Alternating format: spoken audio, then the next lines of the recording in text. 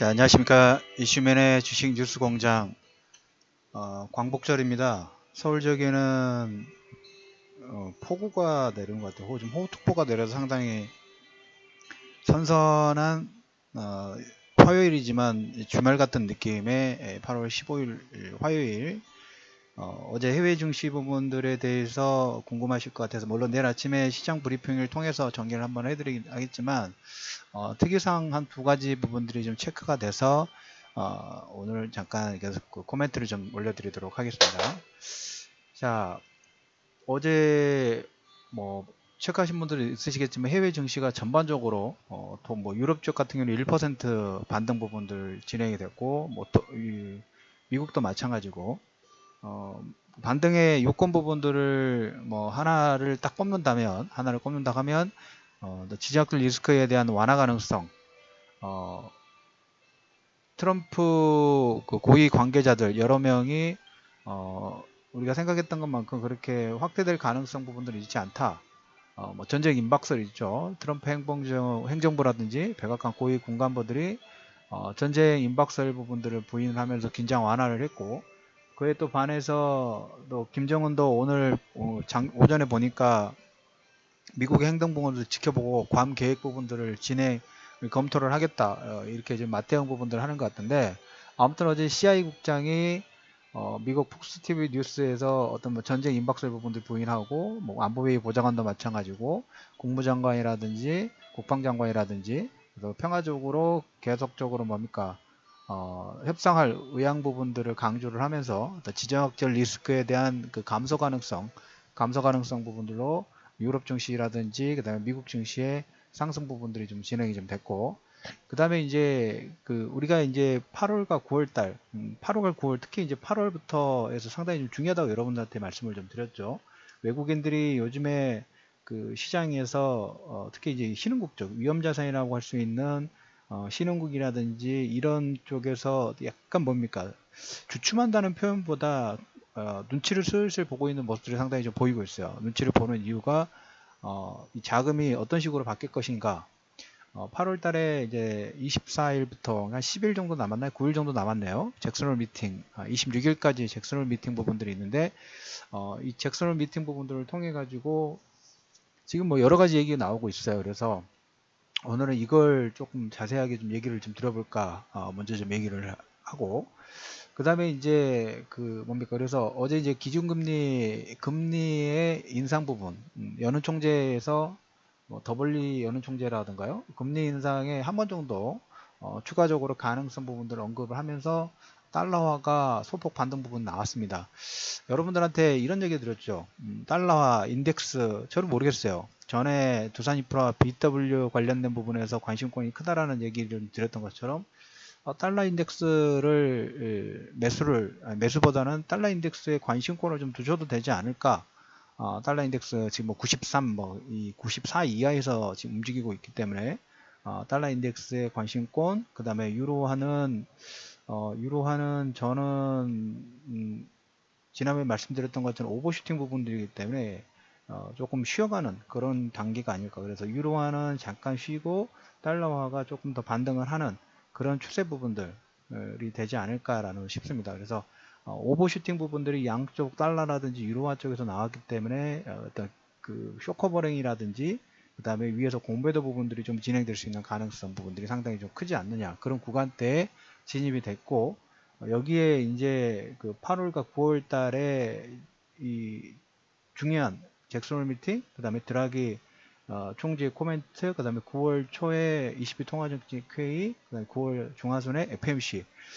자, 일반 투자자분들은 참 이런 걸 보면 어떻게 해야 될지, 어떻게 해석을 해야 돼. 해석하려고는 저는 이제 분석 부분들을 하긴 하지만 해석 부분들 너무 깊게 들어가지 마시고 그냥 이렇게 보시면 돼요. 정상화로 가는 과정 중에 있고, 오늘 제가 뭐 좀 코멘트를 좀 드릴 부분이, 우리가 이제 8월 달에 이제 드라기 총재가 다음 주에 이제 잭슨홀 미팅에서 ECB가 지금 양적 완화 부분들 계속적으로 좀 하고 있죠.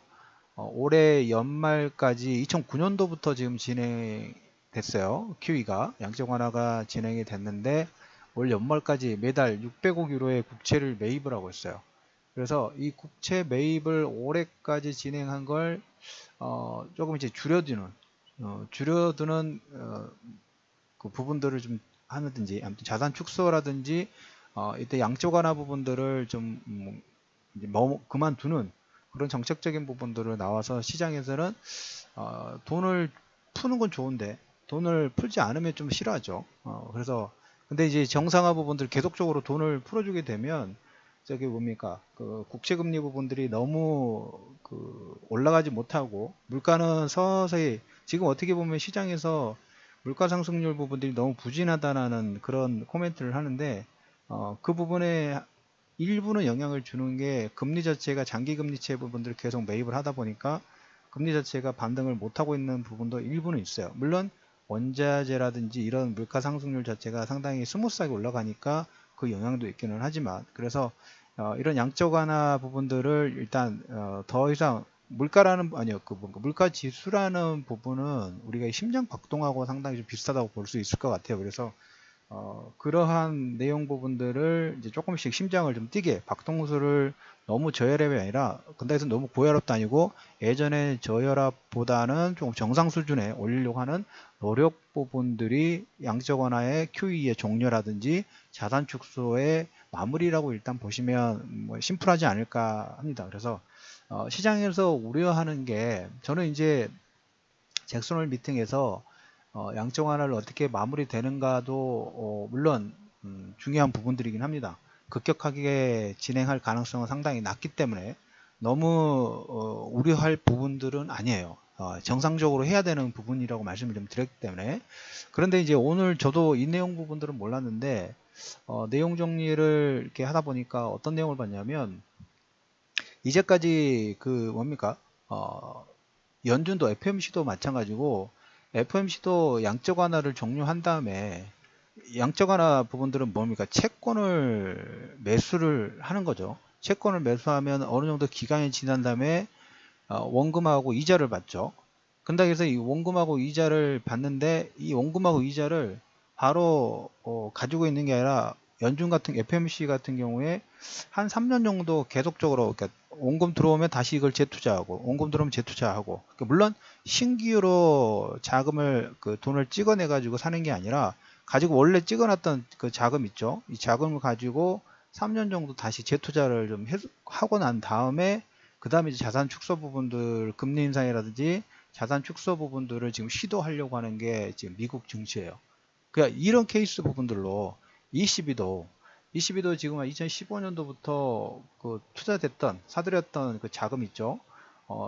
자금이 이제 내년에 이제 채권 만기 부분들이 돌아오는데 이게 시장에서 예상하는 그 금액 있죠. 내년부터 만약에 올해까지 양적 완화 부분들을 진행하고 내년부터 이 양적 완화 그를 줄이면 매달 100억 유로씩 줄인다 하면 예를 들어서 그러면 거의 한 1200억 유로 정도 되죠. 1000억 정도 되는데 이 규모가 지금 2010 내년부터 들어오는 만기 채권의 금액 부분들과 지금 얼추 좀 비슷한 것 같아요. 그래서 아직 물론 그거에 대한 ECB에서 어떻게 할 것인지 아마 근데 같이 나오지 않을까 싶어요. 양적 완화 부분들의 또 종료했던 계획 부분들, 플랜 부분들을 발표를 하면서 근데 일단 잭슨홀 미팅에서는 거기에 대한 또 구상 정도만 코멘트를 하고 세부 사항은 아마 22 통화정책회의에서 나오겠죠. 그래서 이러한 내용들이 아마도 환율을 움직이게 될 거예요. 환율이 움직이게 되면 원자재도 같이 움직입니다. 그래서 이러한 그 수단 부분들이 점차적으로 인플레이션 시대 부분들 만드는 어떤 초석이라고 보시면 될 것 같아요. 초석이라고 보시면 될 것 같고, 우리가 이제 일반적으로 아는 그 금리 인상이라든지 자산 축소 부분들이, 뭐 돈을 풀었던 걸 회수해 간다는 그런 측면보다 정상화 과정 부분하고, 그 다음에 이게 계속적으로 뭔가 돈을 푼다고 해서 좋은 게 아니라 계속 저혈압이 되면 경기가 다운이 될 수가 있어요. 그걸 막는 하나의 그런 수단 정도로 보시면 될 것 같아요. 자, 그래서 8월 달에 이러한 내용 부분들을 보면서 외국인들이 저는 배팅 부분들을 준비할 거라고 생각을 합니다. 배팅 부분들. 왜? 글로벌 경기의 상승의 배팅. 그래서 어떻게 보면 실물 자산이 상당히 탄탄한 글로벌 전체적으로 봤을 때 한국이라는, 그 다음에 대만이라는, 인도라든 이런 신흥국 쪽이 위험자산, 특히 실물 쪽의 강점 부분들을 가지고 있는 회사죠. 이 강점 부분들을 가지고 있는 나라의 외국인들의 매수가 좀 더 집중이 되는 그런 현상 부분들이 좀 더 강하게도 진행될 수 있는 가능성 자체가 크다. 그래서 지금 외국인들이 보면 파생 가지고만 꼬리가 몸통 부분들을 슬슬 흔들고 있죠. 흔들고 있는데 매도는 계속적으로 나오고 있어요. 매도는 계속적으로 나오고 있는데 그 매도 부분들이 이제 IT 섹터에서만 차익 부분들이 상당히 강해지는 모습들이 나오고, 그 외의 섹터는 그냥 쏘쏘, 그리고 경기 민감주 섹터 부분들은 계속 저가 매수 부분들을 하는 그런 단계 부분들로 좀 진행이 되고 있죠. 그래서 전기전자 쪽 물론 중요합니다. 어제 그 SK하이닉스의 반등 부분들, 삼성전자는 크게 반등 부분들을 일으키지 못하고 SK하이닉스 상승 부분들이 상당히 크게 나왔는데 낙폭 부분들이 좀 과했다는 얘기를 좀 드렸죠. 그래서 추세 부분들이 뭐 전체적으로 빠질 때 급락이 나오는 게 아니라, 그리고 SK하이닉스 같은 경우에 밸류 부분을 따지면 지금 가격도 그렇게 비싼 편은 아니에요. 단지 숨고르기 과정하면서 또 추가 상승 부분들을 모색하는 그런 과정 중이다 라는 코멘트를 좀 드리고, 아무래도 이제 이번 주에 그 IT 섹터의 어떤 매매 부분들은 낙폭과대에 따라서 기술적 반등 부분하고, 이번 주 목요일인가요? 목요일 날에 어제 말씀을 좀 드렸던 것처럼 어플라이드 머티리얼스가 실적 발표 부분들 나옵니다. 장비주들이기 때문에 이 실적 발표에서 전에 삼성전자하고 SK하이닉스의 반등을 처음 시장 분위기, 글로벌 전체적으로 시장 분위기를 만드는 것은 어플라이드 머티리얼스가 실적 발표를 하면서 실적 발표에서 향후 전망치를 어떻게 코멘트를 하느냐, 여기에 상당히 민감하게 반응을 했고, 그때부터 반등 기준 부분들을 좀 모색을 좀 했어요. 그래서 시장에서는 이 IT 섹터에 매수가 집중됐던 이유 부분들은 실적은 일단 됐고, 유동성 부분들도 보면 이 아까 말씀드린 대로 드라기 총재라든지 뭐 금리 인상 속도 부분들은 그렇게 빠르지는 않을 거예요. 단지 금리 인상이 조금 지연된다. 지금도 보면 금리 인상을 하반기 할까 말까에 대해서 계속 코멘트가 좀 나왔죠. 근데 IT 섹터 같은 경우는 일단 기본적으로 유동성이 깔려 있는 부분에서 실적이 되고 성장성 부분들이 원래 부가 개정된 섹터이기 때문에, 만약에 금리 인상 속도가 조금 더 늦춰지거나 뭐 아까 말씀드린 또 ECB가 자산 축소라든지 그냥 테이퍼링 관련된 부분들을 아까 자산 축소 재투자 부분들을 하면서 유동성의 축소 부분들을 좀 뭡니까 연기시키고 완화시키는 모습들이 나오면 다시 전기전자 섹터가 관심권을 둘 수가 있어요.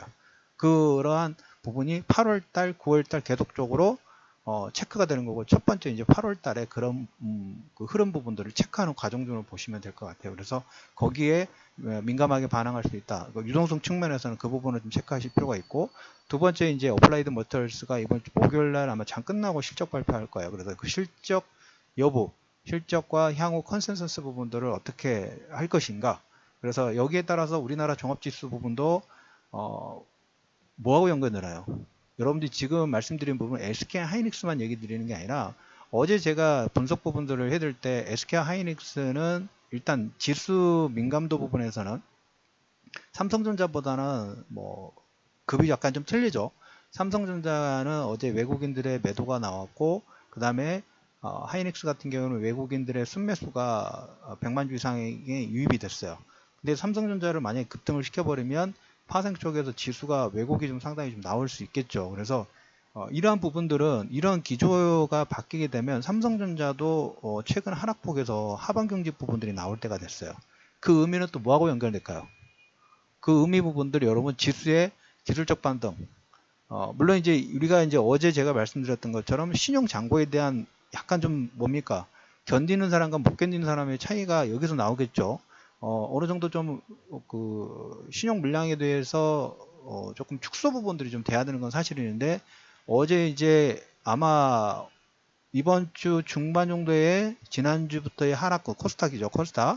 코스닥의 급등락 부분들에 대해서 변동성의 확대에 따라서 또 신용 물량 부분들이 일부 좀 줄어들 수 있는, 지난번처럼 좀 줄어들면서 1차적으로 제가 보는 부분은 4조 원대 이하로 좀 줄어드는 모습들이 좀 나와야 되지 않을까 라는 코멘트 부분들을 좀 가지고 있어요. 그래서 그 부분들을 만들기 위해서 지금 어떻게 보면 기술적 하반 경직 부분들을 테스트하는 과정 중으로 보시면 좀 될 것 같고요.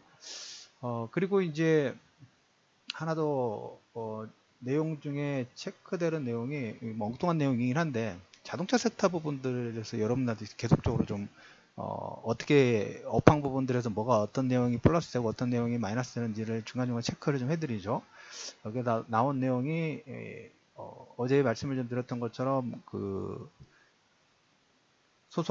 소송권에 임금 관련된 소송권에서 어떤 누가 어느 쪽에 방향성 부분들을 가느냐가 상당히 중요한데, 외국인들은 계속적으로 저가 매수 부분들을 하고 있다고 말씀을 좀 드렸죠.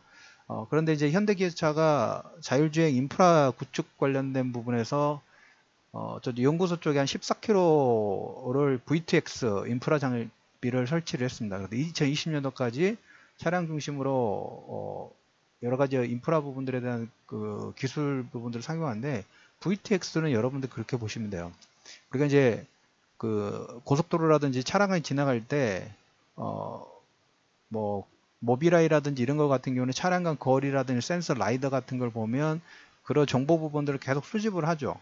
수집을 하는데, 그 도로 인프라에 VTX는 차량하고 인프라 간에 서로 무선 통신, 그 다음에 차량과 차량끼리 통신, 그 다음에 차량과 보행자 간에 서로 커뮤니케이션 부분들이 계속적으로 좀 돼야 되죠.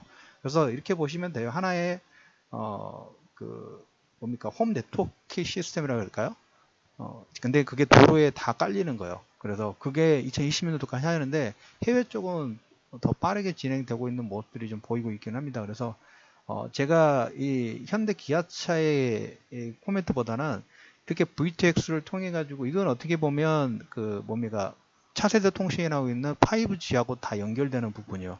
5G가 돼야지만 저렇게 무선 통신 부분들이 좀 되는 거고, 이 무선 통신 부분들의 연결고리 부분들이 만들어졌을 때 어떻게 보면 이게 차량용이긴 하지만 IoT하고 약간 비슷한 부분도 없지 않았어요.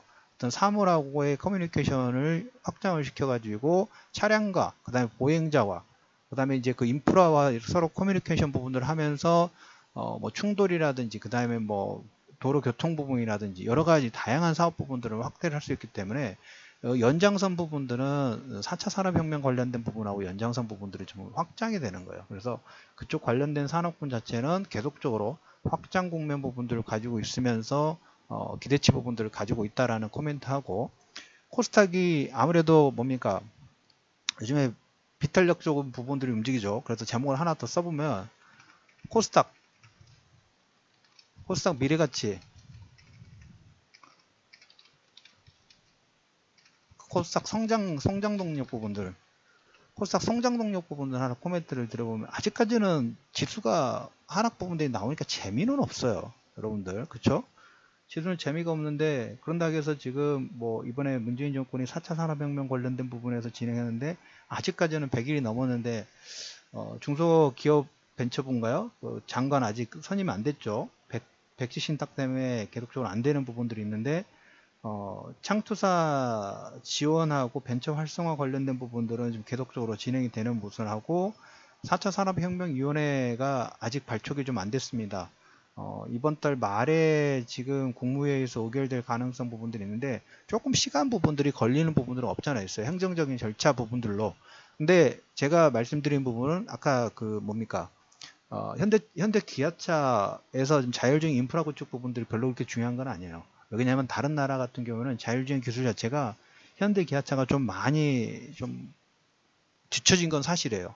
그리고 오늘 보니까 테슬라가 어제 제가 말씀드렸던 것처럼 정크본도 모델 3 양산의 기대감으로 오늘 한 1% 이상의 반등 부분이 나왔는데, 테슬라에는 기본적으로 자율주행 부분들이 좀 들어가 있죠. 기본적으로 자율주행 부분 들어갔어요. 차 안에. 근데 이제 이거는 V2X 같은 경우에는 그 차량이 멈춘다는 게 아니라 이게 뭡니까, 인프라하고 전체적으로 서로 커뮤니케이션 부분들이 확장되는 개념 부분들입니다. 그래서 향후에 이런 부분의 성장 동력 부분들, 다양한 부품이라든지 다양한 인프라에 대한 기술, 소프트웨어라든지 이런 거에 대해서 잘하는 것은 역시 코스닥 쪽에 이런 관련된 종목분하고 전기전자 쪽은 당연히 포함되겠죠. 기본 부품 부분들이 들어가니까. 그래서 코스닥의 성장 동력 부분들은 정부 정책 관련된 부분들, 물론 지금 지수 자체가 600포인트 거의 700포인트까지 뭐 반등을 진행을 하다가 최근에 급락 부분들이 많아서 변동성이 확대가 되긴 돼서 약간 뭡니까? 미운 오리 새끼가 됐죠. 미운 오리 새끼가 됐지만 그렇다고 해서 버릴 부분들은 아니에요. 그래서 1차적으로 경기 민감주 관련된 부분들의 관심권을 지속적으로 계속 확대하셔야 되고 양쪽 다 잡으세요. 하나 쪽으로 잘 모르고 이 방송 들으신 분들 중에 좀 나는 그 변동성 부분들이 싫다 하시면 대형주 쪽에 경기 민감주 쪽 부분들 하시고, 아니면 이제 기술에 관심 부분들이 많으신 분들은 이렇게 이제 4차 산업혁명의 부분들이 한꺼번에 되는 게 아니라 전차적으로 순차적으로 진행이 되면서 코스닥의 밸류 부분들을 점점점 올릴 수 있는 가능성 자체가 큽니다. 단 여기에서 기준 부분들은 뭘까요? 계속적으로 방송부 들으면서 여러분한테 얘기 드리는 내용 중에 하나가 뭐냐면 이게 하루아침에 톡딱톡딱 해도 되는 게 아니에요. 시간을 두고 점차적으로 우리가 뭐 작물을 키우듯이 나무를 키우듯이 조금씩 성장 부분을 하는 것처럼 이렇게 진행이 됩니다. 그런데 내가 빨리 성장 부분들을 보고 그게 대한 과즙 부분들을 먹고 싶다 해서 한꺼번에 영양제를 한꺼번에 많이 줄 수는 없죠. 그와 마찬가지로 이렇게 점차적으로 성장 부분들이 진행되기 때문에 너무 급격하게 레버리지를 많이 사용할 경우에는 이런 변동성 부분들의 방향은 제대로 봤는데 내가 너무 과한 욕심 부분들을 해가지고 그 방향 부분들을 못 견딜 수가 있어요. 그래서 레버리지라도 이런 부분들을 완급 조절 부분들만 잘 진행해 주시기를 말씀을 드리면서, 오늘은 그 22 통화정책 회의 부분에서 저도 이 부분은 잘 몰랐던 부분이네요. 22가 재투자 관련된 부분들의 재투자 부분들이 정상적으로 진행이 된다 하면, 아직 거기에 대한 세부 정책 부분들은 나오지 않았는데 그런 부분들이 됐을 경우에는 FOMC가 3년 동안 유예했던 것처럼 우리가 시장에서 유동성이 급격하게 축소되는 게 아니라 자산 재축소 부분들이 됐을 때 지금 또 우량 국채 쪽으로 매수세가 좀 몰릴 수가 있겠죠. 그거에 대해서는 독일에 대해서 수혜 부분들이 좀 나오고 있던데, 그럴 경우에는 일단 유동성 축소가 되는 게 아니라 유동성이 급격하게 줄지 않고 시간이 한 2, 3년 정도 수년될 수 있는, 연기될 수 있는, 우리가 금리 인상의 연기 가능성 부분들이 어제 그제 살짝 언급이 되면서 글로벌 전체적으로 나스닥이라든지 위험자산 쪽의 반등 부분들이 일으켰던 연장선상의 그런 가능성 부분이 있다는 코멘트를 드리면서 오늘 이슈맨의 주식 뉴스공장 시장 정리 부분들을 마무리하도록 하겠습니다. 자, 편안한 연휴 보내시고요. 저는 내일 아침 8시 전후에 이슈맨의 주식 뉴스공장 시장 브리핑 부분들을 시작으로 내일 아침에 뵙도록 하겠습니다. 자, 수고하셨습니다.